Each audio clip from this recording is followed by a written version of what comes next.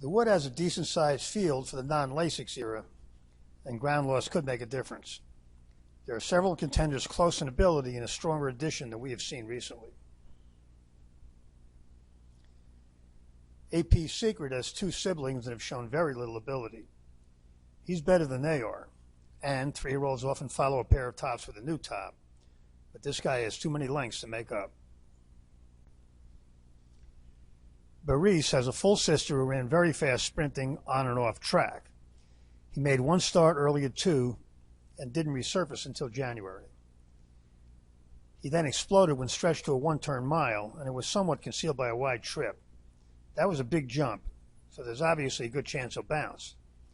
But he hasn't gone back yet. A repeat of that effort would give him a big shot here, and Maker has given him plenty of time to recover.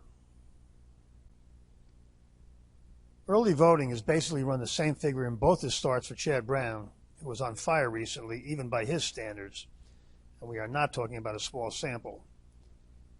Chad has given him lots of time into this, and this is a good pattern for a new top, but he's going to need one. Several horses start out faster.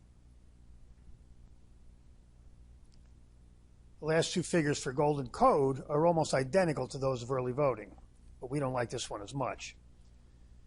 His 2-year-old figure was slow, meaning he's developed more to this point. He's making his 4th start, not his 3rd, and he has much less time into this, all of which makes him less likely to jump forward.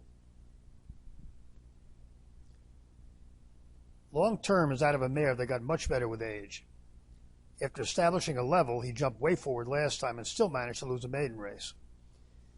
This colt is likely to bounce, but he's fast enough to be usable at a price, and is definitely one to watch down the line. Mo Donegal won the Remsen by saving ground. Runner-up Zandon got a much better figure. This one didn't improve at all in his Florida try and has now run the same figure 3 times in a row, which is not what you want to see in an early 3-year-old. Since that February try, he skipped natural spots in Florida and New York and missed a couple of works. Mo Donegal may be ready to break through, but he needs several points of improvement to contend, and he's a bet against.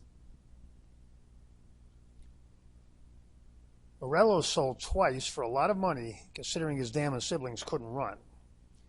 And they were right. He goes in as the fastest horse in the race. But there are negatives. He's coming off 2 big efforts, and he's trying 2 turns for the first time with a sprinty dam-side pedigree. This race will tell us a lot about Morello.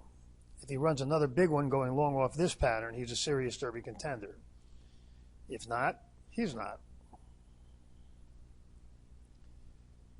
Skippy Longstocking developed nicely as a 2-year-old, and the only bad one this year came when they tried blinkers. His last was a 4-point new top, and he could bounce. But with 5 weeks rest, we kind of like his chances of pairing up, which would probably get him into the exotics at least.